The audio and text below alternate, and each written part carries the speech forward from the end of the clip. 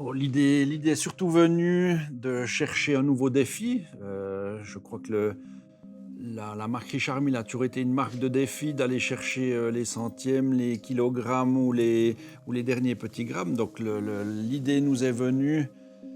On a fait la 2701 où on est allé chercher le record du poids.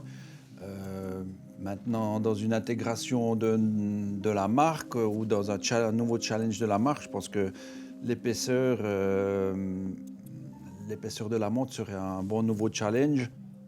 Même si on a démarré ce projet en 2017, l'intégration de notre partenaire Ferrari est très importante là au milieu. C'est qu'à l'image d'un Ferrari qui a un châssis, un moteur, où à chaque Grand Prix vont chercher les derniers millièmes de seconde pour gagner du temps, nous, sur le châssis et le moteur, on va aller chercher les derniers centièmes d'épaisseur pour avoir la montre la plus plate possible.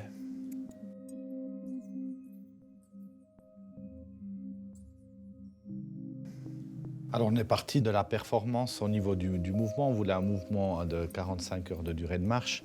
On voulait aussi avoir un balancier qui bat une fréquence de 4 Hz. Et puis après, évidemment, l'épaisseur devait être relativement fine. On parle de 1,18 pour le mouvement. Donc quand on sait en général dans un mouvement, on a les rouages et l'aiguillage. Là, c'était absolument pas possible de mettre un aiguillage par-dessus un rouage. Vu l'épaisseur, donc on s'est étalé sur la surface. Et c'est là qu'on a travaillé avec Julien pour chercher la meilleure forme de boîte pour qu'elle soit portable. On est parti finalement de la 6701 avec une épaisseur qui était au départ quand même, je dirais, à 3 mm pour l'habillage, en respectant toutes les normes horlogères. Forcément qu'ensuite, on a bien vu qu'on était encore beaucoup trop épais. Donc tout ce qu'on a appris pendant toutes ces années de pratique horlogère dans nos murs, on se rend compte que finalement, il faut absolument qu'on révise tout ça, puis qu'on mette entre guillemets toutes ces normes horlogères à la poubelle. Et puis en ayant tourné aussi donc, le principe de la montre plutôt sur une largeur plus conséquente à 3h, 9h pour intégrer, comme le disait justement Salva il y a quelques minutes, toute la partie fonctionnelle sur la largeur de la pièce. Et puis, une fois qu'on a le bracelet sur le poignet, pas qu'on vienne abîmer la montre, qu'on la fasse plier une fois qu'on la porte en termes d'ergonomie. Oui, tout à fait. La première séance brainstorming qu'on a fait avec nos équipes était très drôle parce que la première action fut « c'est pas faisable ». Donc, c'est bien, c'est toujours un très bon challenge quand on nous dit on peut pas le faire. Exactement, ça on aime bien. Donc on savait qu'on devait repousser et pas mal nos limites. Et on a commencé à se poser des questions d'un point de vue autant habillage que d'un point de vue mouvement. Et donc on a cherché à faire un barillet ultra plat avec assez de performance. On a cherché à faire un rouage ultra plat qui puisse mener cette énergie vers le balancier de manière précise. Et puis après, la question s'est posée sur l'échappement, où finalement on avait trop d'épaisseur. Et c'est là que les ingénieurs chez APLL ont travaillé dessus et puis ont conçu une nouvelle encre où ils ont supprimé finalement le dard afin d'arriver à cette épaisseur de 1,18. On voit que dans l'habillage, par exemple, dans les normes horlogères, on apprend toujours qu'il faut 0,35 mm d'épaisseur de section dans certains endroits. Si je prends la lunette ici, on arrive à certains endroits, il ne reste plus que 0,18 de matière. Mais on n'est pas arrivé à ces 0,18 de matière comme ça. C'est des longs essais, comme le disait Yves, avec notre laboratoire horloger pour confirmer ces épaisseurs-là, que ça soit autant sur cette lunette ici qui fait 0,18 à certains endroits, ou la carrure qui absorbe toute la rigidité de la pièce, avec bien entendu la platine du mouvement. Mais c'est là la particularité de cette montre aussi, c'est qu'on a la rigidité avec l'habillage et le mouvement. En général, entre un mouvement et un habillage, on a une distance mini, ce qui est contrôlé entre la lunette et le mouvement aussi, on a la distance mini. Et puis là, en l'occurrence, on n'a pas de distance, on est à zéro parce que c'est l'ensemble qui fait la rigidité. On a plus de 3600 heures de développement, plus de 2400 heures de mise au point. pour arriver à un mouvement performant qui règle et puis qui peut être utilisé et mis par l'utilisateur. Pour la partie habillage, on a environ 2000 heures de développement. Et puis en labo, on avait à peu près 500 heures aussi de validation de toutes ces diverses itérations. On est parti bien sûr d'une impression 3D, de géométries différentes, de matériaux différents, pour arriver aujourd'hui à cette pièce.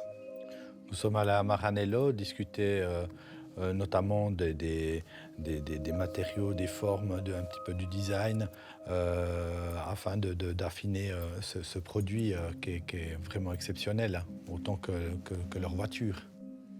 Ouais, on a beaucoup travaillé sur le design du bracelet notamment, des aiguilles, de l'affichage avec les gens de chez Ferrari. Et puis c'est vrai qu'on a aussi beaucoup appris, comme le disait Yves tout à l'heure, dans la recherche pour eux du dernier centième de seconde, pour nous du dernier centième de millimètre pour arriver à un projet aussi abouti.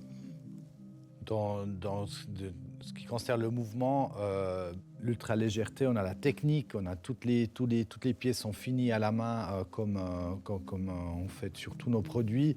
On a tenu vraiment, même si on est dans l'ultra fin, à faire une pièce digne de la marque Richard Mille. Mais en habillage aussi. En habillage, absolument. Donc on retrouve quand même toujours des terminaisons avec beaucoup de parties satinées, de parties polies, de parties microbillées.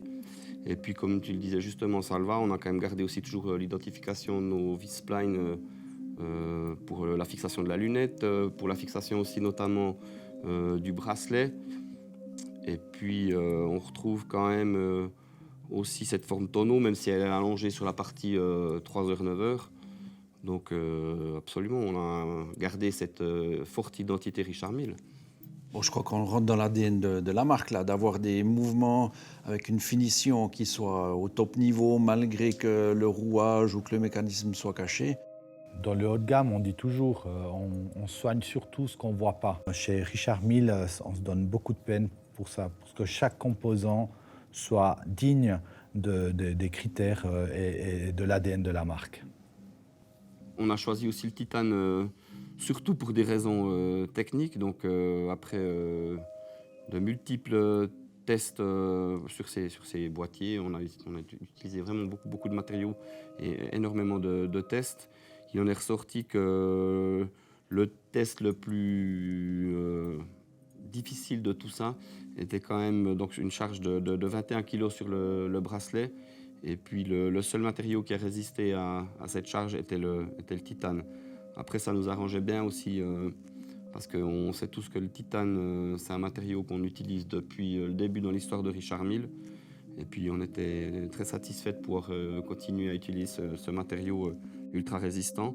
Et puis il y a aussi un point important, c'est que le titane est d'une légèreté assez impressionnante. Donc il allie avec la rigidité cet avantage de la légèreté. Mais c'est vrai que c'est le matériau, c'est la technique qui a décidé du choix des matériaux. Donc le titane a été choisi non seulement pour sa légèreté, mais par rapport à ses caractéristiques de pliage, par rapport aux contraintes de devoir poser effectivement, comme tu le disais, un bracelet avec une charge sur le poignet qui est non négligeable pour ne pas plier la montre. Alors les batteries de test, on a des tests évidemment d'usure, donc on vieillit nos pièces de 10 ans, en une dizaine d'années. Après, il y a toute la batterie de test au choc, petit choc pour tout ce qui est visserie, rivetage, tenue des éléments. Ensuite, on a les moyens chocs pour voir la tenue générale des pièces. Et puis après, on a les chocs, les grands chocs, donc l'équivalent de la chute d'1 mètre, donc on appelle le mouton pendule. Donc celui-ci, on l'a fait, plus la chute libre. Par ce qu'on appelle la trappe, donc c'est une trappe qui s'ouvre puis qui laisse tomber la montre, et puis la montre doit toujours être fonctionnelle.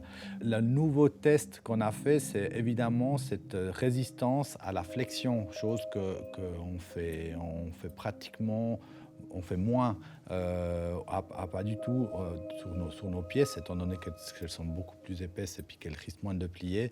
C'est vraiment la crainte, c'était quand je serre mon bracelet, qu'est-ce qui va se passer? Est-ce que je vais arrêter le mouvement ou pas? Et là, on a mis au point tout un nouveau système de posage, et puis on est allé gentiment, on a rajouté, comme ferait une personne qui fait du fitness, rajouter kilo après kilo pour voir si elle résistait ou pas. On s'est donné un maximum de 21 kilos, parce qu'il faut déjà bien serrer sa montre, presser de 21 kilos, et puis la montre reste tout à fait fonctionnelle. Mais chaque montre est un challenge, je pense. Donc, les 150 montres seront un challenge à pas à mettre au point, parce que la mise au point de ce modèle s'est fait au cours des années. Mais c'est vrai qu'on doit amener un soin spécial à l'exécution et au montage de chacune de ces 150 montres. Après chaque usinage, on fait un contrôle. Après chaque terminaison, on fait un contrôle. Après chaque montage, on fait un contrôle. Donc tout est basé sur le contrôle, le respect des tolérances de cette pièce. Bien qu'on le fasse de manière aussi très poussée pour les autres modèles, mais là, on est allé vraiment encore beaucoup plus loin que ce qu'on fait actuellement. Aller plus plat que ça, aujourd'hui, on aurait envie de dire non, mais si on regarde un petit peu derrière nous, quand on a fait la première RM027 qui était à 20 grammes, on pensait qu'on ne pourrait pas aller plus loin, et puis on est allé plus loin avec la 2701. Pourquoi pas? Après tant d'esquisses, d'impression 3D, de temps passé à développer cette pièce, c'est vrai que quand on l'a présentée à tout le monde, on a tous eu déjà au départ un peu peut-être inquiet par rapport au design qui changeait, mais une fois qu'on l'a eu assemblé, moi j'ai dit waouh quoi. Et puis de la mettre au poignet, c'est presque aussi léger qu'une Nadal. Et puis c'est l'aboutissement de beaucoup de travail, c'est beaucoup de satisfaction, c'est vraiment une sensation nouvelle par rapport aux autres montres qu'on avait, parce qu'elle est tellement plate, tellement fine. Il y a un tel mariage entre l'habillage et le mouvement que c'était beaucoup d'émotions. Moi, j'ai presque réagi comme un marathonien qui passe la ligne d'arrivée, parce qu'on a dû beaucoup s'entraîner, on a dû remettre très souvent l'ouvrage sur le métier, s'entraîner, continuer de développer et rechanger, remodifier, que finalement, effectivement, il y avait beaucoup d'émotions à la fin d'avoir un produit final dans la main et qui est, à mon avis, juste incroyable. À mon sens, c'est une montre qui nous sort complètement d'une montre habituelle. Là, on a déjà la technique qui dicte le design dans tous nos montres, mais là, on va aller encore plus loin.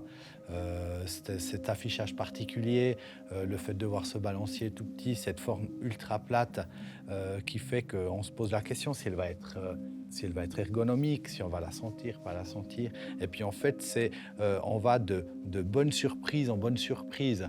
L'heure, on arrive à la lire, on arrive à voir qu'elle fonctionne. C'est une magnifique pièce. Quand on la regarde sur la tranche, c'est juste impressionnant. Et puis finalement, quand on la met au poignet, on a mis une Richard Mille.